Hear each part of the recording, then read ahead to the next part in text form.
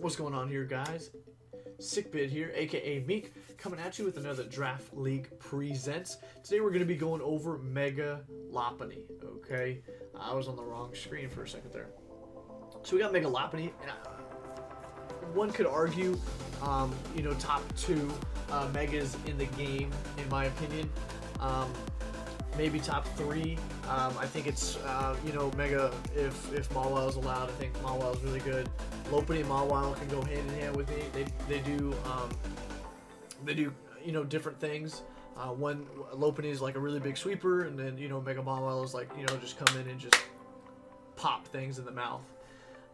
And then I would say the third one in there, Mega wise, is I think Alakazam would be in there if Nasty Plot. But if Nasty Plot's not there, then I think Mega-Gallade is probably your Pokemon, your go-to guy for doing both kind of things, like hitting hard and sweeping. So those are two things to look at. I think Mega Deontay's right behind that, but I kind of went over where Mega Deontay stands in my opinion. So Lopunny overall, though, for an overall consensus, before we start talking about why I think this. Where I think it's at, I think it is I would say a top 7 Mon overall. Top 7, I think. Top 6, top 7. A lot of people, some people can take it first. If Celesteel's in the draft, I think you take that. Coco, Kieran Black, depending on Dragon Dance or not. And then, that's a toss-up there for me in terms of my playstyle, where I think, the next 4 Mons should go. But Lopunny, I think, is really highly tiered. It's going to go in the first round. If it doesn't go in the first round, please take it in the second round and make people pay for not taking this thing in the first round. Okay? It's super. If this thing's not taken in the first round, take it in the second. Grab it.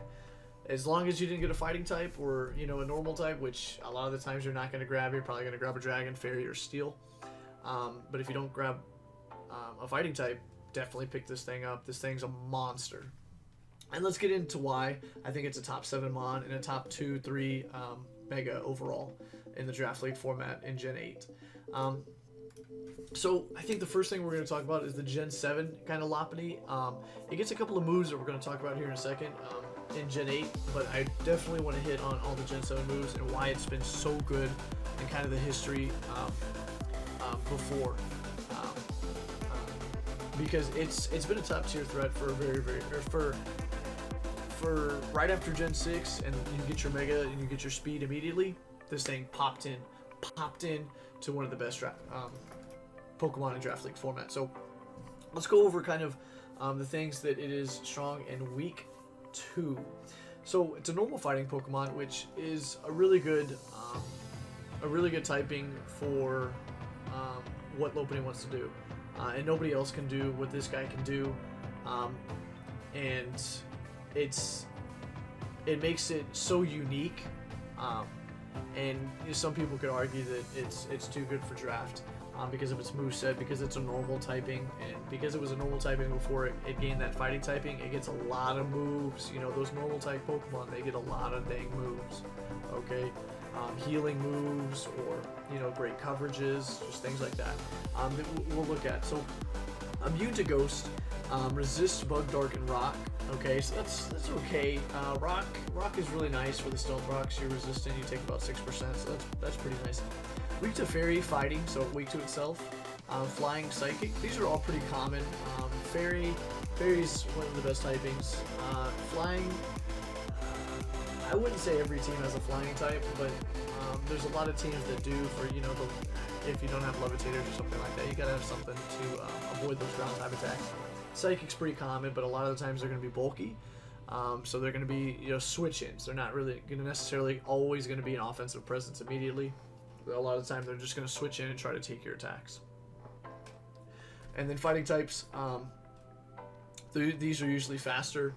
Harder hitting Pokemon that don't have usually a lot of bulk, so they're kind of easier to break through with other checks on your team. So the Scrappy ability, one of the best abilities for any normal or fighting Pokemon. This is a crazy ability. This allows Lopunny And so it allows Lopunny to hit ghost types with normal and fighting moves. So something that would regularly stop a fighting Pokemon is a ghost type. You know, that's one of the best switches. So something that stops a normal type Pokemon is a ghost. So the fact that it is now immune to ghost and can hit ghosts, nothing can switch in that won't take at least a neutral hit from Lopunny. Okay, which is a really big deal when you're talking about dealing with 136 base attack with usually an adamant nature, because this speed allows you to a lot of the time outspeed things just naturally without, you know, boosting with a nature. Okay, so this is looking like 145, 150-ish. Okay, in terms of attack. And then a couple of ways, a couple of different priority moves if need be, you know. So 65 HP and 94, 96 respectively, that's actually pretty good, okay? So as long as you can invest a decent amount of HP per week, you can throw off a lot of calcs that would regularly kill this Pokemon, because again, you don't have to invest so much in your speed. So you can invest the extra EVs after you give full attack.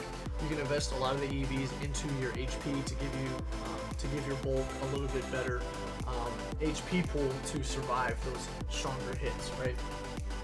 So a lot of the time you want to put it into HP because it's a little bit stronger for both sides, okay? Because it has a smaller HP than it does defenses, so a lot of the time that's going to help it more.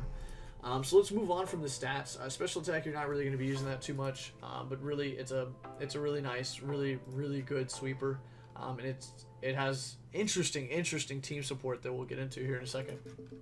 So if your league allows cut moves, returns a super powerful move.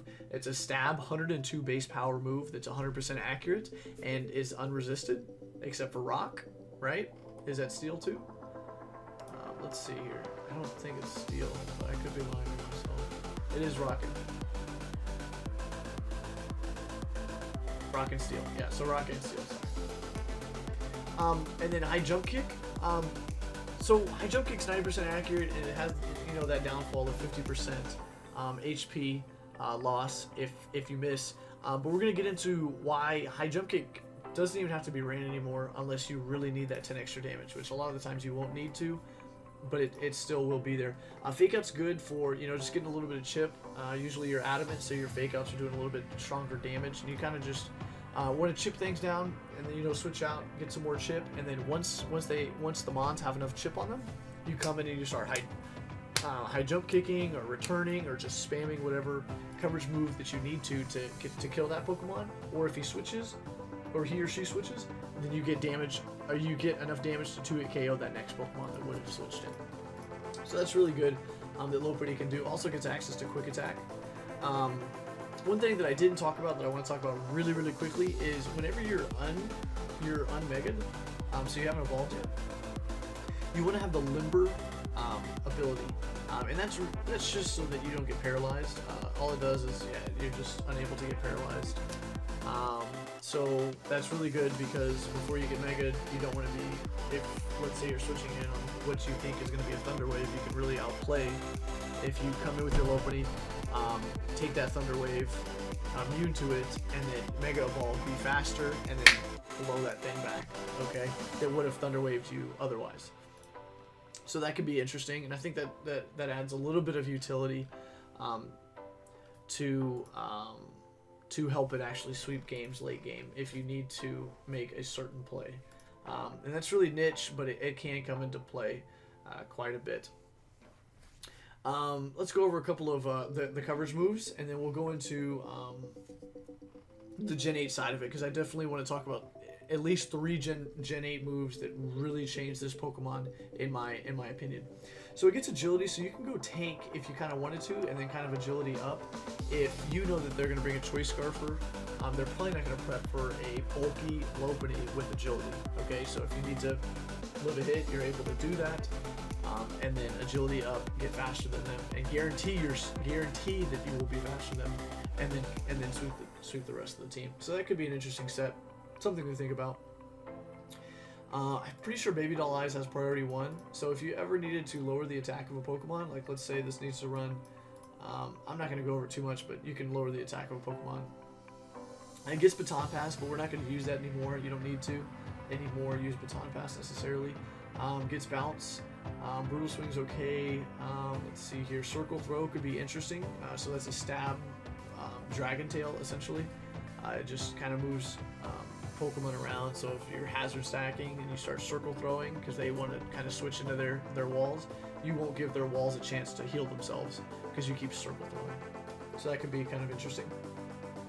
Cosmic Power is okay. Cosmic Power Lop it's a really heat set, but it can work sometimes. It's tough to get reliable recovery because you'd have to go maybe a Cosmic Power Drain Punch or something like that to get that, because that would be one of your only forms of recovery. So that could be kind of tough. Here's Drain Punch here. It gets Encore, which is really good. This allows things to not set up in front of your face that would otherwise have. That just gives you another option in team building to make a great play in the game. Endeavor's pretty good. Facade's pretty good. That's a stab facade, so it's 140 base power plus stab. If you incurred a major status condition, burned, poison, or paralyzed. Fake Out's pretty good.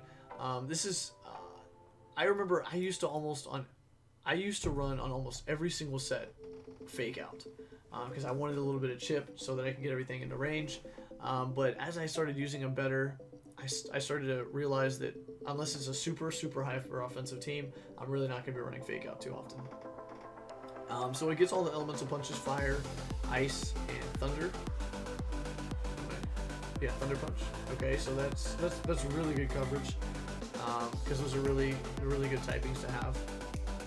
Gets Focus Punch if you want to sub-Focus Punch. That could be an interesting set. It gets Frustration if you want to go the other way on Happiness. A lot of times you won't have to, but just in case you're battling somebody that you think has that ability to lower your happiness for whatever reason, go ahead. It gets Heal Bell here.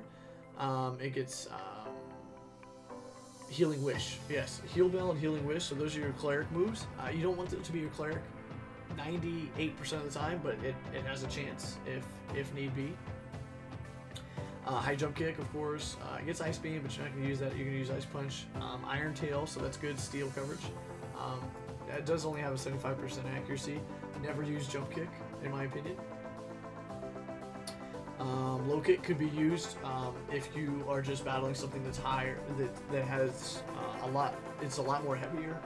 It's a lot more heavy than you are, and you don't even need to use High Jump Kick at that point because it's almost like a CC. It's going to do 120 base power, anyways, with that low kick if the Pokemon is heavy enough. Gets Mirror Coat, so that could be interesting. Not all the time are you going to be using that, but I think Magic Coat is also an interesting one. Magic Coat, that can just bounce back hazards or toxic or anything like that. It can just bounce that back. So that could be really good for like a heat set or somebody that's going tank. Let's see here. Retaliate could be interesting, but that's kind of the same thing as either a Facade or actually just Facade. Return's great. Let's see. Rototiller, no. Okay. Oh, great. Splash. You gotta use this move. I mean, look at its special ability. Enough said. Honestly, enough said. Let's see here. Switch. Oh, no. Thunder Punch here. Thunder Wave could be interesting. Toxic. It gets Work Up here. It also gets Power Up Punch to boost your attacks. Did I miss it? Power Punch, here it is. I must have missed it on my way up. Quick Attack here also. I think that's really it for the moves for Gen 7. I will really want to move in quickly to Gen 8 before I can start talking about some other stuff. So it's if Megas are allowed in your league and it's Gen 8, I want to go over these couple of moves that it gets. So it gets, where is it?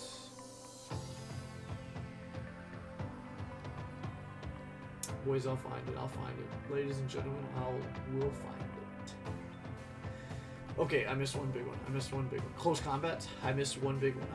I knew that it was something around here. So it gets close combat, so you don't have to, incur that 10% chance of missing or 50% loss of health if you do miss. So close combat is big. It gets, there was, I think, 2 more. Play rough. Play rough is another big one. So this lets you hit, dark types, and well, you're already able to hit dark types. It lets you hit dragons super effectively. It lets you hit a lot of things super effectively that you otherwise wouldn't be able to. You'd just be hitting normally. And then the last one that I want to talk about is U-turn. Okay, so giving a really, really offensive mon, something that really demands a lot of switch-ins, giving it a momentum move, other than maybe a baton pass, to get a little bit of chip, especially on the physical side. That's really, really strong. Okay, really, really, really strong.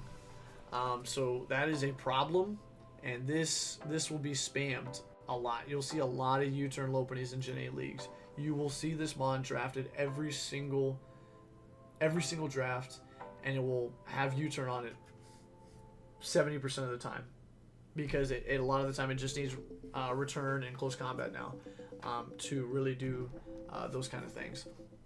Triple Axle is another interesting one. This turns into I think it's 112 base power, 20 and then 40 and then 60. So it says 120, but I think it probably evens out to about 112. I wish I remembered correctly, but I'm pretty sure it's 112. But the math right now in my head says 120. So there you have it. But if it hits every single one, it's 120 base power, ice type move, which can really, really do some damage. That is a lot stronger than that ice punch, almost 2 times stronger than that ice punch, almost. So that's really interesting, I think. So when we talk about pairs with Mega-Lopunny, you want something that's going to resist all these guys. So fairy, fighting, flying, and psychic. Okay, so a lot of the times, what you can find is a ghost Pokemon, and that would really resist a lot of those, right? So ghost would be immune to fighting, and it would hit super effectively on psychic. It wouldn't be necessarily the best here, but also the ghost typing is also protected here, because Lopunny is also immune to ghost and resists dark, which is one of the really big types that beat ghosts, right? So I think that synergy could be interesting. Ghost types, like if Aegislash is allowed, a lot of the times that could be your tier 1 pick because it's a steel ghost, and that could really help with your fairy and your flying, right? So that steel ghost typing could be pretty good. You have Blade, you have those kind of guys. They could be really good pairings with Mega-Lop because they resist every single thing that Mega-Lopunny is weak to. So steel ghost is really good. You could argue that fairy type is pretty good. Fairy type, maybe like a well, I don't want to say steel fairy because that's Mega Mawile, and that's another Mega, or Magearna, and those are broken Pokemon in my opinion. So you really just want either a strong steel type or a strong steel ghost, or a ghost type of any kind that's kind of tankier. So maybe not Gengar too often, but like think of like a Blade, or an Aegislash, or something along those lines. I mean, obviously if you can get Celesteela, that would be a phenomenal Pokemon. That would be a really, really, really phenomenal Pokemon with this. Neutral to fighting, resists. I think that's strong. I've seen people do it before, but it was when Lopunny was a little bit on the lower class of the Megas. So now it's going to be a little bit more difficult, but I think this is a really, really good mon, a great mon, top 3 mon. I think it needs to go early, and if it doesn't go early, please take advantage of it. I think that's all I have for Lopunny. I've said a couple of things that I can build with it, and the kind of different moves that I would run with it, and what has gotten better in Gen 8, and why it's it's even pushing further into that farther into that top tier role. And that's really it. Just the scrappy ability is great. And so with that, that's Sick Bid, aka Meek, coming at you with another Draft League Presents. See you tomorrow.